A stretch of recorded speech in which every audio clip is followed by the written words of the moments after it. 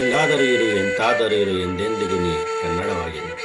ನಮಸ್ಕಾರ ಸ್ನೇಹಿತರೆ, ನಿಮಗೆಲ್ಲ ಲೋಕೇಶ್ ಪ್ರಪಂಚದ ಮತ್ತೊಂದು ವಿಡಿಯೋಗೆ ಸ್ವಾಗತ.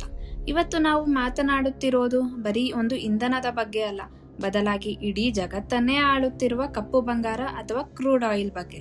ಗಲ್ಫ್ ದೇಶಗಳು ಅಂದ್ರೆ ನಮಗೆ ತಕ್ಷಣ ನೆನಪಾಗೋದು ಐಷಾರಾಮಿ ಕಾರುಗಳು, ಮುಗಿಲೆತ್ತರದ ಬುರ್ಜ್ ಖಲೀಫಾದಂತಹ ಕಟ್ಟಡಗಳು ಮತ್ತು ಅಪಾರವಾದ ಸಂಪತ್ತು. ಆದರೆ ಕೇವಲ 70-80 ವರ್ಷಗಳ ಹಿಂದೆ ಇವೆಲ್ಲವೂ ಬರೀ ಮರುಭೂಮಿಯಾಗಿದ್ದವು ಮತ್ತು ಅಲ್ಲಿನ ಜನ ಬಡತನದಲ್ಲಿ ಜೀವನ ನಡೆಸುತ್ತಿದ್ದರು ಅನ್ನೋದು ನಿಮಗೆ ಗೊತ್ತಾ? ಪ್ರಕೃತಿ ತನ್ನ ಗರ್ಭದಲ್ಲಿ ಅಡಗಿಸಿಕೊಂಡಿದ್ದ ಒಂದು ದ್ರವ ಈ ದೇಶಗಳ ಹಣೆಬರಹವನ್ನೇ ಸಂಪೂರ್ಣವಾಗಿ ಬದಲಾಯಿಸಿಬಿಟ್ಟಿತು. ಇವತ್ತಿನ ಈ ವಿಶೇಷ ವಿಡಿಯೋದಲ್ಲಿ ನಾವು ಈ ತೈಲದ ಉಗಮದ ರಹಸ್ಯದಿಂದ ಹಿಡಿದು ಅದು ಜಗತ್ತಿನ ರಾಜಕೀಯವನ್ನು ಹೇಗೆ ಬದಲಾಯಿಸಿತು ಅನ್ನೋದನ್ನ ಪೂರ್ತಿಯಾಗಿ ತಿಳಿಯೋಣ. ಮನುಷ್ಯನ ಇತಿಹಾಸದಲ್ಲಿ ಬೆಂಕಿಯ ಸಂಶೋಧನೆಯ ನಂತರ ಚಕ್ರವನ್ನು ತಿರುಗಿಸಿದ್ದು ಇದೇ ಪೆಟ್ರೋಲಿಯಂ ಎಂದರೆ ತಪ್ಪಾಗಲಾರದು. ಈ ವಿಡಿಯೋವನ್ನು ಕೊನೆವರೆಗೂ ನೋಡಿ, ಯಾಕಂದ್ರೆ ಈ ಮಾಹಿತಿ ನಿಮ್ಮನ್ನು ಆಶ್ಚರ್ಯಚಕಿತರನ್ನಾಗಿ ಮಾಡುವುದರಲ್ಲಿ ಸಂಶಯವೇ ಇಲ್ಲ. ಬನ್ನಿ, ಸಮಯ ವ್ಯರ್ಥ ಮಾಡದೆ ಈ ರೋಚಕ ಪ್ರಯಾಣವನ್ನು ಶುರು ಮಾಡೋಣ. ಇವಾಗ ಜೀವಿಗಳ ಅಂತ್ಯ ಮತ್ತು ಸಮುದ್ರ ಹೇಗೆ ಬತ್ತಿ ಹೋಯಿತು ಎಂಬ ರಹಸ್ಯವನ್ನು ತಿಳಿಯೋಣ. ಈ ಕತೆ ಶುರುವಾಗಿರೋದು ಇವತ್ತಿನದ್ದಲ್ಲ, ಬರೋಬ್ಬರಿ 15-20 ಕೋಟಿ ವರ್ಷಗಳ ಹಿಂದೆ, ಅಂದರೆ ಡೈನಾಸರ್ಗಳ ಕಾಲದಲ್ಲಿ. ಆಗ ಭೂಮಿಯ ನಕ್ಷೆಯೇ ಬೇರೆಯಾಗಿತ್ತು ಮತ್ತು ಇವತ್ತಿನ ಗಲ್ಫ್ ದೇಶಗಳಿರುವ ಜಾಗದಲ್ಲಿ ಟೆಥಿಸ್ ಎಂಬ ವಿಶಾಲವಾದ ಸಮುದ್ರವಿತ್ತು. ಆ ಸಮುದ್ರದಲ್ಲಿ ಕೋಟ್ಯಾಂತರ ಸಣ್ಣ ಪುಟ್ಟ ಜೀವಿಗಳು, ಪ್ಲಾಂಕ್ಟನ್ಗಳು ಮತ್ತು ಪಾಚಿಗಳು ವಾಸಿಸುತ್ತಿದ್ದವು. ಕಾಲಕ್ರಮೇಣ ಭೂಮಿಯ ಹವಾಮಾನದಲ್ಲಿ ಭಾರೀ ಬದಲಾವಣೆಗಳಾದವು ಮತ್ತು ಈ ಜೀವಿಗಳು ತಮ್ಮ ಜೀವನ ಚಕ್ರ ಮುಗಿಸಿ ಸಮುದ್ರದ ತಳಕ್ಕೆ ರಾಶಿಯಾಗಿ ಬಿದ್ದವು. ಭೂಮಿಯ ಟೆಕ್ಟಾನಿಕ್ ಪ್ಲೇಟ್ಗಳ ಚಲನೆಯಿಂದಾಗಿ ಸಮುದ್ರದ ಮಟ್ಟ ಕುಸಿಯುತ್ತಾ ಬಂತು ಮತ್ತು ಸುತ್ತಲಿನ ಭೂಭಾಗಗಳು ಮೇಲೆದ್ದವು. ಸಮುದ್ರದ ನೀರು ಹಾವಿಯಾಗಿ ಬತ್ತಿ ಹೋದಾಗ ಅಲ್ಲಿನ ಲವಣಾಂಶ ಮತ್ತು ಕೆಸರು ಈ ಸತ್ತ ಜೀವಿಗಳ ಮೇಲೆ ದೊಡ್ಡ ಪದರವಾಗಿ ಕುಳಿತವು. ಸಾವಿರಾರು ಅಡಿ ಎತ್ತರದ ಮರಳು ಮತ್ತು ಮಣ್ಣಿನ ಪದರಗಳು ಈ ಜೈವಿಕ ರಾಶಿಯನ್ನು ಸಂಪೂರ್ಣವಾಗಿ ಮುಚ್ಚಿ ಹಾಕಿದವು. ಗಾಳಿಯ ಸಂಪರ್ಕವಿಲ್ಲದೆ ಈ ಜೀವಿಗಳ ದೇಹಗಳು ಕೊಳೆಯುವ ಬದಲು ರಾಸಾಯನಿಕ ಬದಲಾವಣೆಗೆ ಒಳಗಾದವು. ಸಮುದ್ರ ಬತ್ತಿ ಹೋದ ಜಾಗ ಈಗ ಮರುಭೂಮಿಯಾಯಿತು, ಆದರೆ ಅದರ ಅಡಿಯಲ್ಲಿ ಕೋಟ್ಯಾಂತರ ಟನ್ ಜೀವರಾಶಿ ಹೂತು ಹೋಗಿತ್ತು. ಇದೇ ಮುಂದೆ ನಾವು ನೋಡುವ ತೈಲ ನಿಕ್ಷೇಪಗಳ ಮೂಲವೂ ಸಹ ಆಯಿತು. ಈ ಪ್ರಕ್ರಿಯೆ ನಡೆಯಲು ಲಕ್ಷಾಂತರ ವರ್ಷಗಳ ಕಾಲ ಭೂಮಿಯ ಆಳದಲ್ಲಿ ನಿರಂತರ ಮಥನ ನಡೆದಿತ್ತು. ಹೀಗೆ ಹೂತು ಹೋದ ಜೀವಿಗಳ ಮೇಲೆ ಭೂಮಿಯ ಒತ್ತಡ ಹೆಚ್ಚಾದಂತೆ ಅಲ್ಲಿ ವಿಪರೀತ ಶಾಖ ಕೂಡ ಉತ್ಪತ್ತಿಯಾಯಿತು. ಈ ಶಾಖ ಮತ್ತು ಒತ್ತಡವು ಸತ್ತ ಜೀವಿಗಳಲ್ಲಿದ್ದ ಕಾರ್ಬನ್ ಮತ್ತು ಹೈಡ್ರೋಜನ್ ಅಣುಗಳನ್ನು ಮರುಜೋಡಣೆ ಮಾಡಿತು. ವಿಜ್ಞಾನದ ಭಾಷೆಯಲ್ಲಿ ಹೇಳಬೇಕೆಂದರೆ ಅಂದು ಸತ್ತ ಈ ಸಣ್ಣ ಜೀವಿಗಳು ಹೈಡ್ರೋಕಾರ್ಬನ್ ಆಗಿ ಪರಿವರ್ತನೆಗೊಂಡವು. ಈ ಹೈಡ್ರೋಕಾರ್ಬನ್ ದ್ರವ ರೂಪದಲ್ಲಿದ್ದರೆ ಅದನ್ನು ಕಚ್ಚಾ ತೈಲ ಎಂದು ಕರೆಯುತ್ತಾರೆ ಮತ್ತು ಅನಿಲ ರೂಪದಲ್ಲಿದ್ದರೆ ನೈಸರ್ಗಿಕ ಅನಿಲ ಎನ್ನಲಾಗುತ್ತದೆ.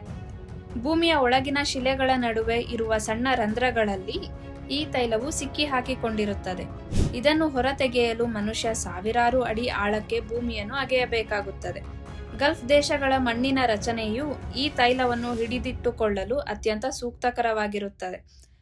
ಒಂದು ಕಾಲದಲ್ಲಿ ಸಮುದ್ರದ ಅಡಿಯಲ್ಲಿದ್ದ ಜೀವಿಗಳು ಇಂದು ಇಂಧನವಾಗಿ ನಮ್ಮ ಕಾರುಗಳನ್ನು ಓಡಿಸುತ್ತಿವೆ ಎಂದರೆ ನಂಬಲು ಅಸಾಧ್ಯ ಎನಿಸುತ್ತದೆ.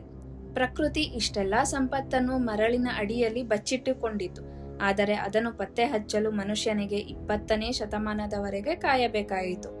ಈ ಪೆಟ್ರೋಲಿಯಂ ಸಿದ್ಧವಾಗಲು ತೆಗೆದುಕೊಂಡ ಸಮಯಕ್ಕಿಂತ ನಾವು ಅದನ್ನು ಬಳಸುತ್ತಿರುವ ವೇಗ ತುಂಬಾ ಹೆಚ್ಚಾಗಿದೆ. 1930ರ ದಶಕದವರೆಗೂ ಗಲ್ಫ್ ದೇಶಗಳ ಜನರ ಪ್ರಮುಖ ವೃತ್ತಿ ಸಮುದ್ರದಲ್ಲಿ ಮುತ್ತುಗಳನ್ನು ಆರಿಸುವುದು ಮತ್ತು ಒಂಟೆಗಳ ಮೂಲಕ ವ್ಯಾಪಾರ ಮಾಡುವುದಾಗಿತ್ತು. ಆದರೆ 1932ರಲ್ಲಿ ಬರ್ಹೇನ್ ಮೊದಲ ಬಾರಿಗೆ ತೈಲದ ಬುಗ್ಗೆ ಪತ್ತೆಯಾದಾಗ ಇಡೀ ವಿಶ್ವದ ಕಣ್ಣು ಈ ಮರುಭೂಮಿಯ ಕಡೆ ತಿರುಗಿತು. ವಿಶೇಷವಾಗಿ ಸೌದಿ ಅರೇಬಿಯಾದಲ್ಲಿ 1938ರಲ್ಲಿ ದಾಮಮ್ ನಂಬರ್ 7 ಎಂಬ ಬಾವಿಯಲ್ಲಿ ತೈಲ ಚಿಮ್ಮಿದಾಗ ಅದು ಬರೀ ತೈಲವಾಗಿರಲಿಲ್ಲ, ಆ ದೇಶದ ಭವಿಷ್ಯವೂ ಕೂಡ ಆಗಿತ್ತು. ಅಲ್ಲಿಯವರೆಗೂ ಕುಡಿಯುವ ನೀರಿಗೂ ಕಷ್ಟಪಡುತ್ತಿದ್ದ ಅರಬ್ ರಾಷ್ಟ್ರಗಳು ಒಮ್ಮೆಗೆನೇ ಜಗತ್ತಿನ ಶ್ರೀಮಂತ ರಾಷ್ಟ್ರಗಳ ಪಟ್ಟಿಗೆ ಸೇರಿದವು. ಅಮೆರಿಕ ಮತ್ತು ಬ್ರಿಟನ್ ದೇಶದ ಕಂಪನಿಗಳು ಈ ದೇಶಗಳ ಜೊತೆ ದೊಡ್ಡ ಮಟ್ಟದ ಒಪ್ಪಂದಗಳನ್ನು ಮಾಡಿಕೊಳ್ಳಲು ಪೈಪೋಟಿಗೆ ಬಿದ್ದವು. ಈ ಒಂದು ಸಂಶೋಧನೆಯಿಂದಾಗಿ ಹಳ್ಳಿಗಳಾಗಿದ್ದ ಜಾಗಗಳು ಕೆಲವೇ ದಶಕಗಳಲ್ಲಿ ಮೆಟ್ರೋಪಾಲಿಟನ್ ಸಿಟಿಗಳಾಗಿ ಬದಲಾದವು.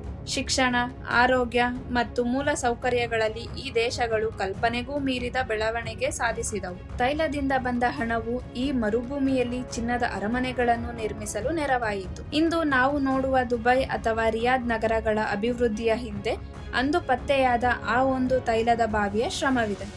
ಇವಾಗ ನಾವು ತೈಲದ ಪ್ರಾಮುಖ್ಯತೆ ಮತ್ತು ಜಿಯೋಪಾಲಿಟಿಕ್ಸ್ ಬಗ್ಗೆ ತಿಳಿಯೋಣ. ತೈಲ ಎಂದರೆ ಕೇವಲ ಹಣವಲ್ಲ, ಅದು ಜಗತ್ತನ್ನು ನಿಯಂತ್ರಿಸುವ ಒಂದು ಅಸ್ತ್ರವಾಗಿದೆ.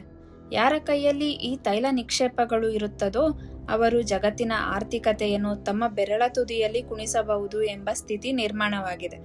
ಇದೇ ಕಾರಣಕ್ಕೆ ಇರಾನ್, ಇರಾಕ್ ಮತ್ತು ಕುವೈತ್ನಂತಹ ದೇಶಗಳಲ್ಲಿ ದಶಕಗಳ ಕಾಲ ಯುದ್ಧಗಳು ಮತ್ತು ರಾಜಕೀಯ ಸಂಘರ್ಷಗಳು ನಡೆದವು. 1973ರಲ್ಲಿ ಗಲ್ಫ್ ದೇಶಗಳು ತೈಲ ಪೂರೈಕೆಯನ್ನು ನಿಲ್ಲಿಸಿದಾಗ ಅಮೆರಿಕ ಮತ್ತು ಯುರೋಪ್ನಂತಹ ದೊಡ್ಡ ರಾಷ್ಟ್ರಗಳು ಕೂಡ ಮಂಡಿಯೂರಿ ನಿಲ್ಲಬೇಕಾಯಿತು. ಈ ಶಕ್ತಿಯನ್ನು ಸಮರ್ಥವಾಗಿ ಬಳಸಿಕೊಳ್ಳಲು ಸೌದಿ ಅರೇಬಿಯಾ ನೇತೃತ್ವದಲ್ಲಿ ಒಪಿಇಸಿ ಎಂಬ ಸಂಘಟನೆಯನ್ನು ಸ್ಥಾಪಿಸಲಾಗಿದೆ. ಇಂದು ಜಗತ್ತಿನಲ್ಲಿ ಪೆಟ್ರೋಲ್ ಬೆಲೆ ಎಷ್ಟಿರಬೇಕು ಮತ್ತು ಎಷ್ಟು ತೈಲ ಉತ್ಪಾದನೆಯಾಗಬೇಕು ಅನ್ನೋದನ್ನ ಇವರೇ ನಿರ್ಧಾರ ಮಾಡುತ್ತಾರೆ.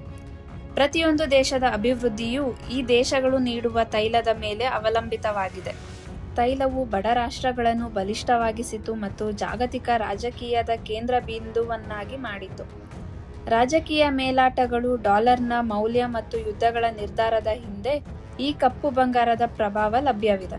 ನೋಡಿದ್ರಲ್ಲ ಸ್ನೇಹಿತರೆ, ಕೋಟ್ಯಾಂತರ ವರ್ಷಗಳ ಹಿಂದೆ ಸಮುದ್ರದ ತಳದಲ್ಲಿದ್ದ ಪುಟ್ಟ ಜೀವಿಗಳು ಇವತ್ತು ಇಡೀ ಜಗತ್ತಿನ ಚಕ್ರವನ್ನೇ ಹೇಗೆ ತಿರುಗಿಸುತ್ತಿವೆ ಅಂತ. ಇದು ಕಪ್ಪು ಬಂಗಾರದ ಅತಿ ರೋಚಕ ಮತ್ತು ಸತ್ಯವಾದ ಕಥೆಯೂ ಹೌದು.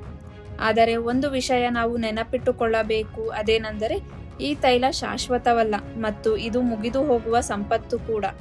ಜೊತೆಗೆ ಇದರ ಬಳಕೆಯಿಂದ ಪರಿಸರದ ಮೇಲೆ ಉಂಟಾಗುತ್ತಿರುವ ಪರಿಣಾಮಗಳನ್ನು ಗಮನಿಸಿ. ಈಗ ಜಗತ್ತು ಎಲೆಕ್ಟ್ರಿಕ್ ಮತ್ತು ಸೌರಶಕ್ತಿಯತ್ತ ಮುಖ ಮಾಡುತ್ತಿದೆ.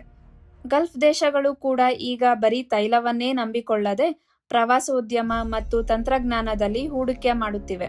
ಈ ಮಾಹಿತಿ ನಿಮಗೆ ಇಷ್ಟವಾಗಿದ್ದರೆ ಮತ್ತು ಉಪಯುಕ್ತ ಎನಿಸಿದರೆ ವಿಡಿಯೋವನ್ನು ಲೈಕ್ ಮಾಡಿ, ನಿಮ್ಮ ಅನಿಸಿಕೆಗಳನ್ನು ಕಮೆಂಟ್ ಬಾಕ್ಸ್ನಲ್ಲಿ ಹಂಚಿಕೊಳ್ಳಿ ಮತ್ತು ಇಂತಹ ಕುತೂಹಲಕಾರಿ ವಿಷಯಗಳಿಗಾಗಿ ನಮ್ಮ ಲೋಕೇಶ್ ಪ್ರಪಂಚ ಚಾನೆಲ್ಗೆ ಸಬ್ಸ್ಕ್ರೈಬ್ ಆಗೋದನ್ನ ಮರಿಬೇಡಿ.